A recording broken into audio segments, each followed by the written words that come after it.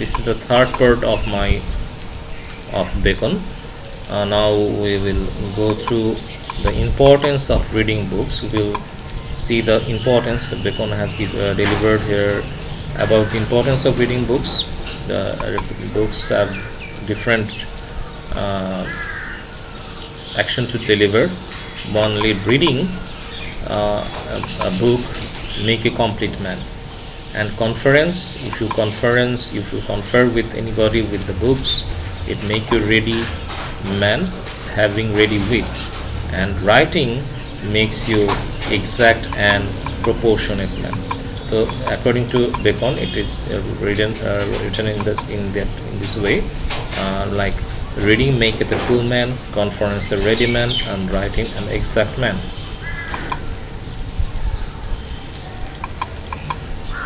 And therefore, if a man write little, he had need have a great memory.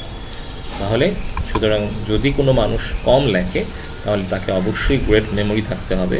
And if E কনফার little, যদি কোনো মানুষকে দেখি আমরা পড়াশোনার রিডিং বুকস বই পড়ার পরে সে কনফার করে কম অন্যের সাথে সেটাকে ডিসকাস কম করে, he had need a present wit, তার সেটাকে অবশ্যই তার কি দরকার হচ্ছে প্রেজেন্ট উইট বা প্রত্যুৎপন্নমতিত্ব অথবা উপস্থিত বুদ্ধি দরকার হচ্ছে। ইফ ইউ রিড লিটল, যদি কেউ পড়াশোনা কম করে, and he had need have much cunning, এবং তার আসলে প্রচুর চালাকি দরকার হয়, ধূর্ততা দরকার, to seem to know that he does not, এমনভাবে দেখানোর জন্য যে সে আসলে খুব বেশি পড়াশোনা করে বা খুব কম পড়াশোনা করে না।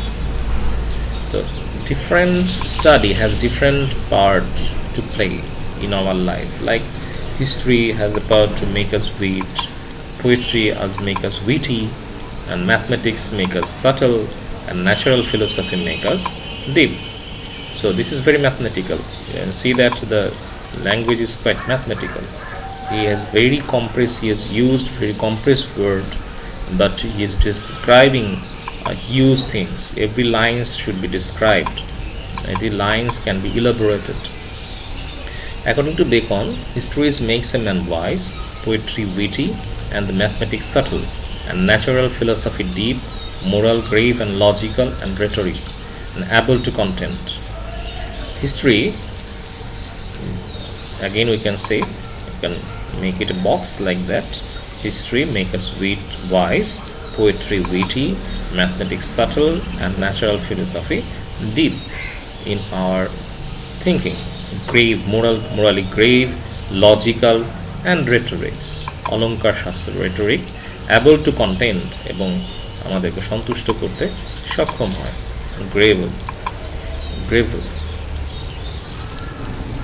গ্রেভের একটা অর্থ হচ্ছে কবর, আর মেক আস গ্রেভ মিনস আমাদেরকে গাম্ভীর্যপূর্ণ করে, serious, very serious importance, that is called grave. So history make us wise, poetry witty, mathematics subtle, and natural philosophy deep, and morally grave, নৈতিকভাবে আমাদের খুব। So we can say, according to Bacon, study molds the character of man. এটা কাঠামো দান করে the character of man, একটা মানুষের চরিত্রে। Now there is no stand and impediment in the wheat, but may be wrought out by fit studies.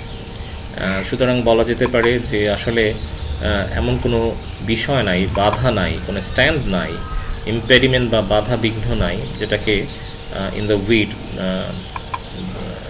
মানে জ্ঞানের জগতে যেটাকে রট আউট করা যায় না, যেটাকে ফিট স্টাডিজের মাধ্যমে, উপযুক্ত লেখাপড়ার মাধ্যমে যেটাকে ফ্যাশন করা যায় না, যেটাকে আকৃতি দান করা যায় না। Like as disease of the body, যেমনিভাবে appropriate exercise, disease of the body may have appropriate exercise, প্রত্যেকটা বডির যে আলাদা আলাদা অ্যাপ্রোপ্রিয়েট এক্সারসাইজ যেমনিভাবে থাকতে পারে তেমনিভাবে।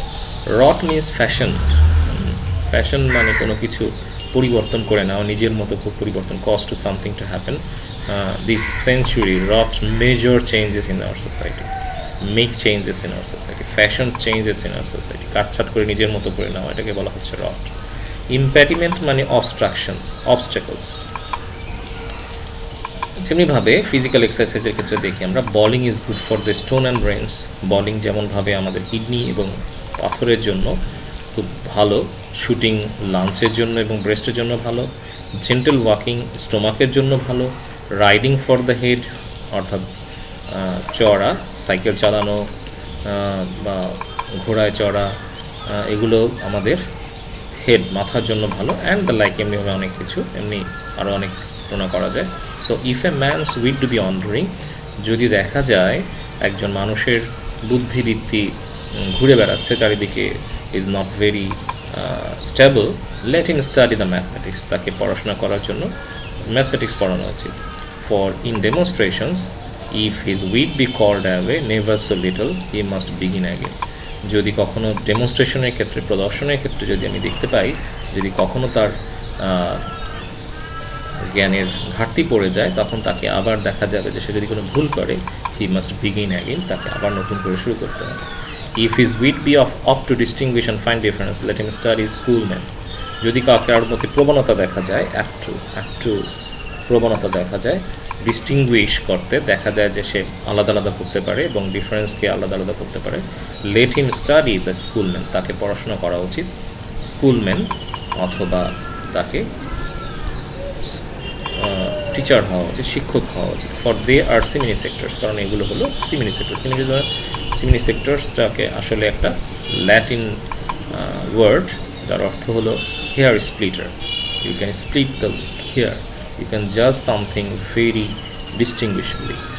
ইফ ইট মানে কোনো কিছু সূক্ষ্মভাবে বিচার করা। If it will apt to beat over matters, যদি কোনো বিষয় তাকে ঝগড়া করতে দেখা যায়, and to call up one thing to prove the illustrate another, একটা জিনিসকে ব্যাখ্যা করার জন্য অন্য জিনিসকে বের করার প্রবণতা থাকে, late him study lawyers case, তাকে অবশ্যই লয়ার বা আইনবিদ বানানো যেতে পারে, অথবা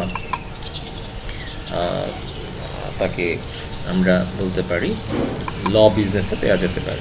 so every defect of mind may have a special receipt, প্রত্যেকটা ডিফেক্ট অফ মাইন্ড, মনের যে ডিফেক্ট রয়েছে বা ত্রুটি রয়েছে, সে হ্যাভে স্পেশাল রিসেপ্ট থাকতে পারে, তার স্পেশাল অ্যাকনলেজমেন্ট থাকতে পারে, তার জন্য আলাদা আলাদা ট্রিটমেন্ট থাকতে পারে।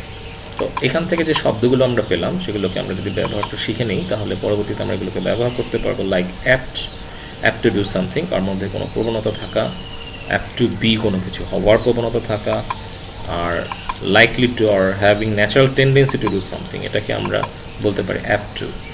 Babies are apt to put objects into his mouth, বাচ্চাদের মধ্যে প্রবণতা থাকে যে কোনো জিনিস হাতে পেলেই সে মুখে দিতে দেওয়ার প্রবণতা থাকে। Babies subject are apt to প্রবণতা থাকে পুট অবজেক্টস, যে কোনো অবজেক্টকে মুখে দেওয়ার, ইনটু দ্য মাউথ।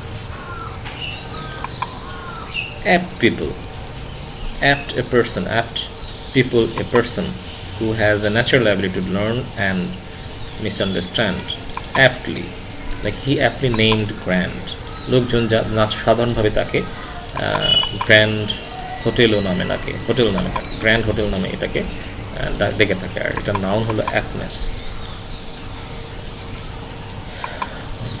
আর সিমিনি সেক্টরস মানে hair splitter, subtle distinction between one point to another. Okay, these are the description. We should avoid it because describe it later. So we can say that in his essay entitled of a study, Bacon examines the benefit and effect of a study, maintaining that when a study are balanced by experience, deserve a study may help counteract personal imperfections. এমনিভাবে দেখা যাচ্ছে যে আসলে benefit যেটা study সেটা beacon এখানে examine করেছেন এবং খুঁজে বের করেছেন, এবং মেনটেনিং দ্যাট, এটা সাথে সাথে তিনি বজায় রেখেছেন যে স্টাডি আসলে অভিজ্ঞতা দ্বারা, শুধুমাত্র স্টাডি করলে পড়াশোনা করলে হবে না, এটাকে অবশ্যই মেনটেন করতে হবে, এটাকে ঠিক রাখতে হবে, ব্যালেন্স করতে হবে অভিজ্ঞতা দ্বারা। Deserve studies may help counteract personal imperfection, এবং এই ধরনের পড়াশোনাই মানুষের মধ্যে যে ব্যক্তিগত ইমপারফেকশন আছে, মানুষের মধ্যে যে পারফেকশন নেই যেটা আর কি, যার মধ্যে এই ব্যক্তিগত যে সঠিকতা সেটাকে সারিয়ে তুলতে পারে। Bacon's purpose that study may be done for 3 purpose, 1 for entertainment, এগুলো আসলে পিছনে আমরা বলে ফেলেছি। So we can end up here.